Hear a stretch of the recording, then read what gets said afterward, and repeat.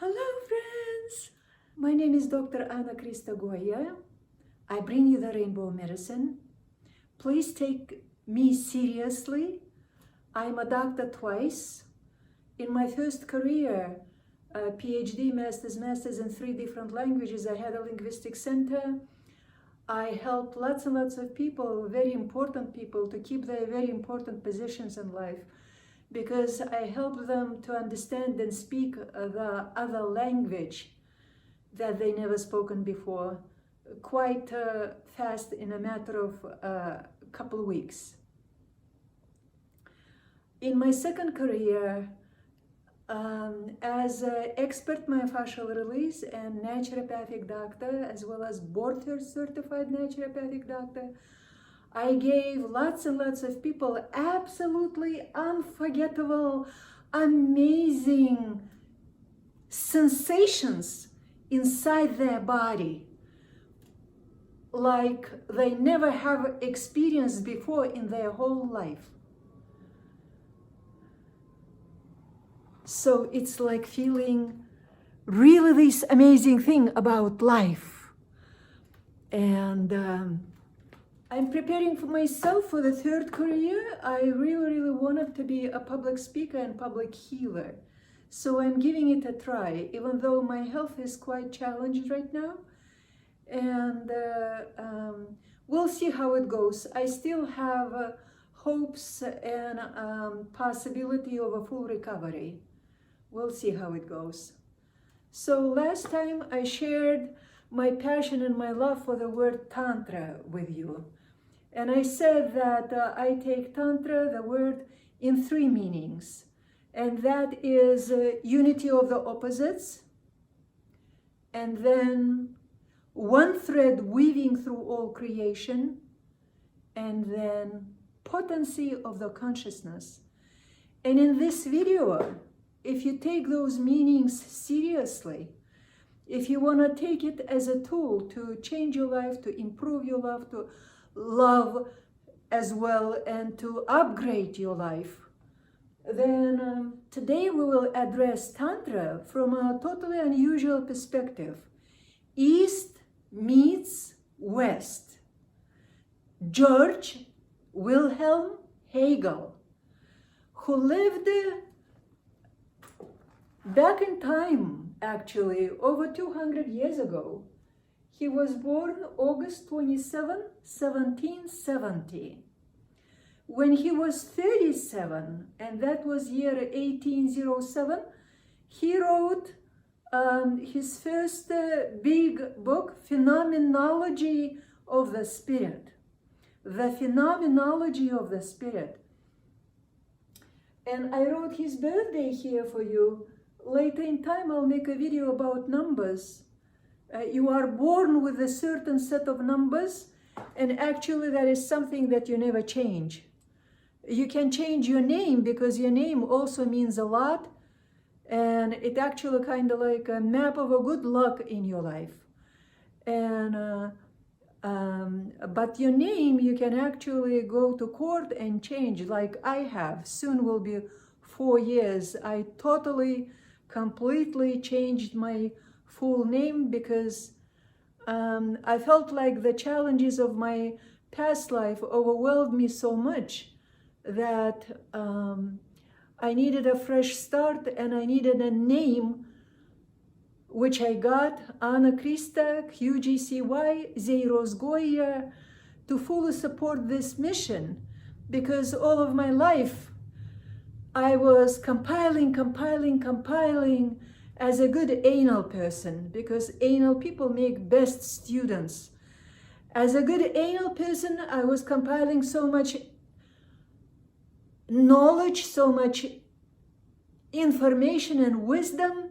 It became wisdom because I proceeded it all, sifted it all through my being, through my life, applied it to myself and applied it to my clients in my business of 23 years, healing people, helping people, expanding people with their consciousness, bringing people with their mind inside their body so they can be totally, truly present and the mind and body can be like continuum of each other, because that makes for the beauty of life, for the beauty of huge resolutions of all kind of problems. And George W.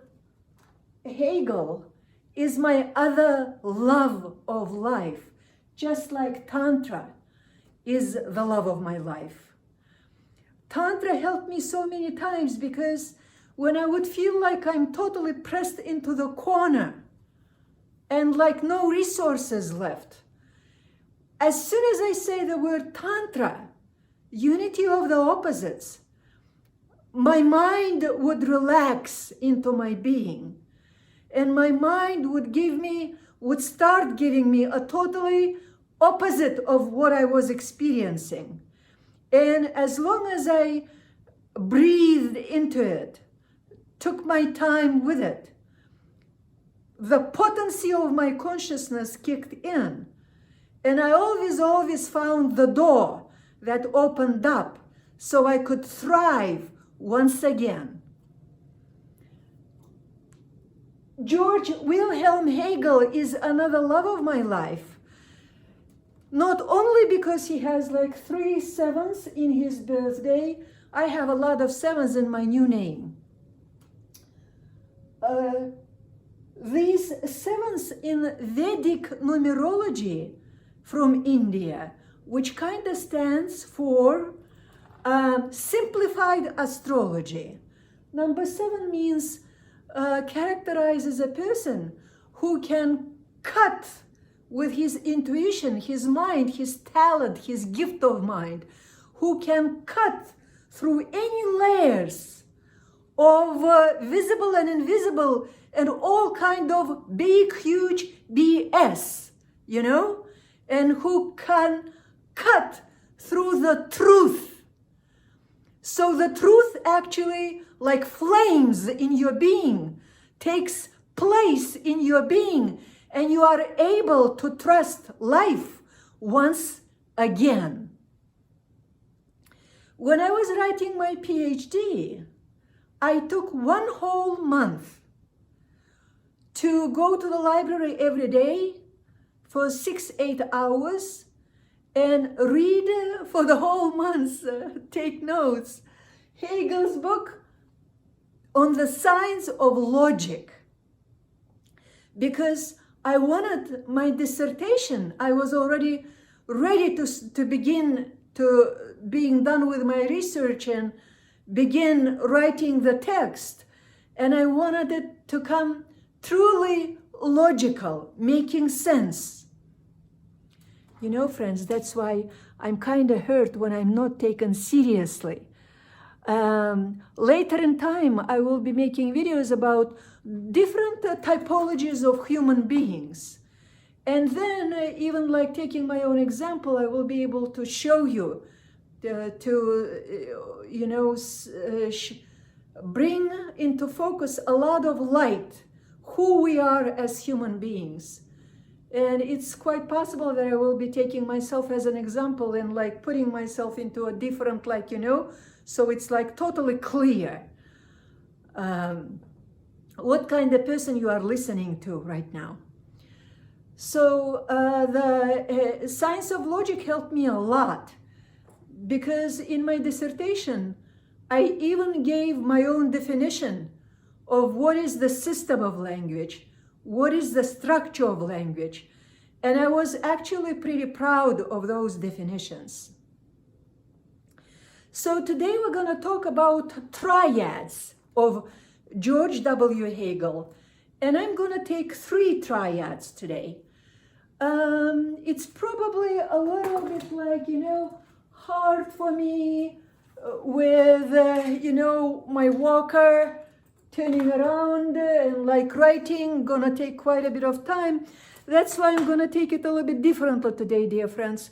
I'm asking you to take a pen and paper. And please get ready for the first triad by Hegel. By the way, when I see a triad, what is the other word for the triad? Could be like threesome, could be like Anything as a triad comes to your mind? If yes, because there is one very, very famous triad that has a huge spiritual significance, and maybe it's on your mind right now. Why don't you pause the video and comment, please, so I know. Do you know the triads? Were you paying attention? Because triads are awesome. You see, triad is a number 3. Number 3 is the shape of a triangle, right? And triangle is actually a very mobile geometric structure. And it actually represents fire, yeah? In a human body, it was my Instagram post one time. I wrote about ladies, like a triangle ovaries and clitoris triangle down, you know, and then the guys, the testicles, and then the prostate triangle looking up. Triangle looking up, it's the energy going upwards. And triangle looking down is yin energy going down, yeah? Up, looking up, yang energy going up. So, and when those two triangles come together, you see it's kind of like, again, opposites coming together. We have a Star of David, 6-winged star, Star of David, another quite sacred symbol. So the first triad of Georg Wilhelm Hegel. I'm sure you heard it too. It's a thesis, dash, antithesis, dash, or you can come down to the next line, synthesis, thesis, antithesis, and synthesis. You see, thesis is actually, can be anybody or anything. Absolutely any concept can be your thesis. Antithesis is something, actually it also could be, you know, because anything we can find in some sort of contradiction to anything else. So antithesis actually doesn't even really have to be the total opposite of this, but any other thing can be antithesis. And then when we say synthesis, it's when the thing number 2 and thing number 1 and thing number 2, they in synthesis, they kind of like not just merge together, because they can still keep each their individuality. But in a synthesis, it's just a bigger shape that consciousness expanded to embrace the thing number 1 and the thing number 2. And the consciousness is expanded in a way that it can see the fullness of number 1 and the fullness of number 2. And then the synthesis, because mind awareness keeps it all together in one place. And if you're doing a healing work, that one place can be your heart. And keeping it in one place, you know, these things in the beginning, like in psychology, there is a law of mere exposure, yeah? When you see something over and over and over, even though you don't like it, maybe the first time, the second time, but just mere exposure to it. And with the time, you start feeling positive about that thing. You don't even notice how you start feeling positive about it. But when I'm done with the theoretical parts of my videos, and we will go to the practical videos, I will be able to help you to understand how these opposites can be held in one space, because there is actually worked out technologies for that. So please think about of some examples in your life. Thesis, like you yourself is a thesis. Antithesis, you who you want to be can be your antithesis. and the synthesis would help you to have a space when these opposites can sit and either reconcile each other or open up enough so that the other part can see the richness in the other part and can appreciate it. And when you appreciate something, that thing actually opens up with its totality of fullness and brings energy to you and brings information to you and actually opens itself up for transformation inside you. So that's all about the first triad of Hegel: thesis, antithesis, and synthesis. By the way, all of them have this word thesis, T-H-E-S-I-S, yeah? English definite article, the. I really strongly feel like this definite article, the. And like when we talk about God, and when you say, you know, thou or thy, T-H-Y, thy will be done, thy will be done, God's will be done. The word theosophy, Sophie is wisdom and Theo is God. So it's a science that learns, studies the wisdom of God, yeah? Divine application, theosophy. And I really feel this definite article is actually kind of like short for the name of God, you know? Because only after coming to America, I learned a lot about God. And I've really like allowed God not just into my heart, but in my whole essence. Okay, second triad of Hegel. Second triad of Hegel is about like a huge picture of everything surrounding us, around us. And that will be like, you know, Hegel actually was like really in love with the number 3. Everything that you can see with your eye, everything you can hear or grasp, visible and invisible, can be put in these 3 postulates. Number 1 postulate is individual. Number 2 postulate is particular, particulars. In plurality we can say it too. And then the 3rd postulate is universal. And it's one energy, one creation going through all these things. And Hegel says universal is essence of things. And universal is present in each individual thing. I am individual. You are individual. Your child is individual. Your parent is individual. Every and each one of your lovers are individuals. Every little book is individual. Every little concept is individual.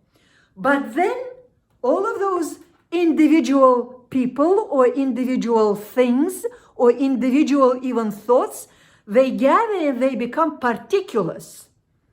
But then particulars, it's kind of like groups of things, you know? For example, things, furniture are things, books are things. All kind of food items are particulars. There is fruit, there is vegetable, those are all particulars. But each of those particulars have also the individual in it when we break it down. And then, you know, talking about particulars actually, let me know in the comments if you heard this word egregor. And let me know if you, how you understand that word egregor. Because egregors are actually, you know, they are not physical constructions in the material world, but they are energy and mind, thought constructions. For example, every group of people, like for example, if you are in a service industry, if you are a worker, then all of the workers have their own mentality and they're united by their egregor. All of the teachers are united by the egregor of the teachers. Probably we could say, like, you know, if we would talk race, even though I truly, truly believe and stand by one human race. And rasa actually means Ra, Sanskrit, light of God, in the Sa, infinity that is manifesting through us. Egregors actually come to a lot more, you know, basically any group, like all the richest people of the world, or like Illuminati egregor, right? So student egregor, high school egregor, well, you get the idea, right? So it's basically kind of like, you know, because our thoughts are real. They are not the physical matter, but they, in an invisible world, in the air, you know, in our atmosphere, they have these movements. And the egregor has quite a bit of power. Individual, unless he's supported by some egregors, is very hard for an individual to actually rise if the individual doesn't count on the bigger egregors or doesn't come with a mission to create bigger egregors, united, unified, beautiful egregors taking humanity to a new space, a new stage of humanity, reconciling all things that need to be reconciled, bringing harmony into it. So, like a rainbow, I say. But like individual, I'm absolutely nobody and nothing. I already worked on becoming a no one. You know, even changing a name was a part of it. But by myself, even with all of my beautiful name, Anna Krista, QGCY, Zeiros Goya, I'm no one if you don't support me. If you don't comment, if you don't send me some love that I really, really need, it's not a secret. I've been feeling pretty isolated and lonely with this trauma that happened to me, bound to home most of the time, unless I go to a doctor appointment. Okay, I'm sorry for this a little excursion. Okay. So we talked about particulars because we talked about the second triad of Hegel, which says individual and then particulars and then universal. And universal, Hegel says, is the essence of things. And universal manifests itself absolutely through each individual and through each particular.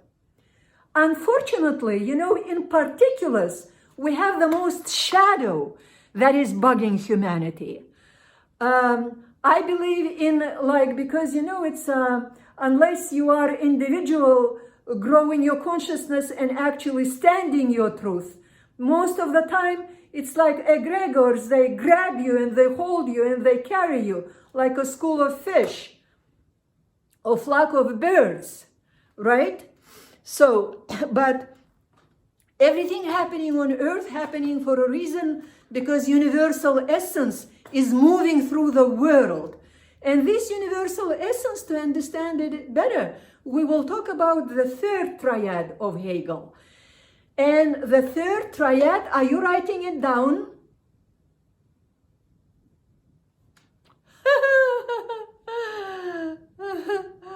I'm exercising as much as I can, or standing on it with my arms.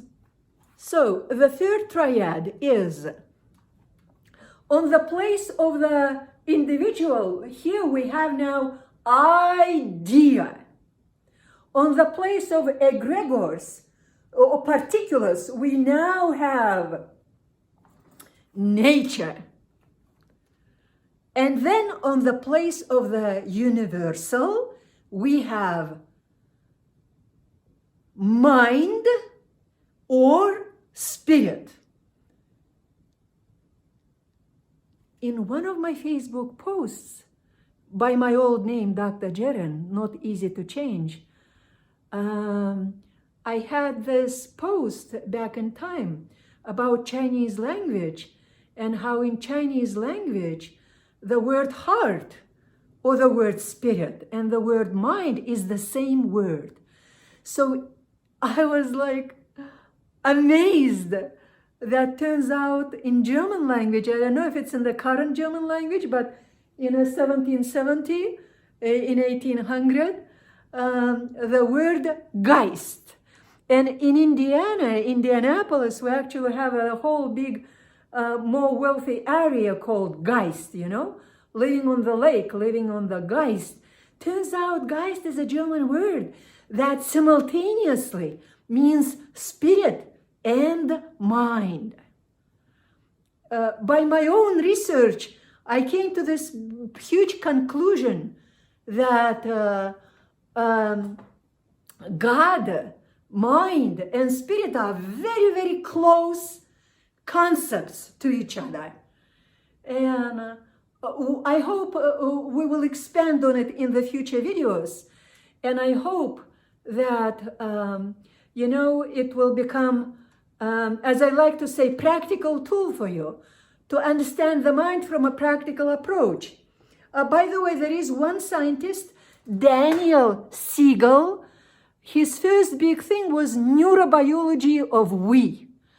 Neurobiology, like he's a brain researcher as well, and he educates a lot about children, their education too.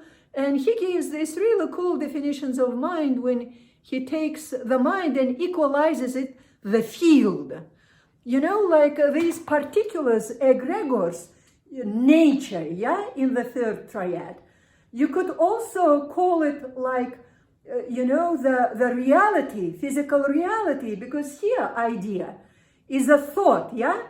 Not everyone knows that, right now, actually, after the pandemics that happened, a lot of people assigned to their homes, a lot of people spiritually growing this time because they had that time actually on their hands.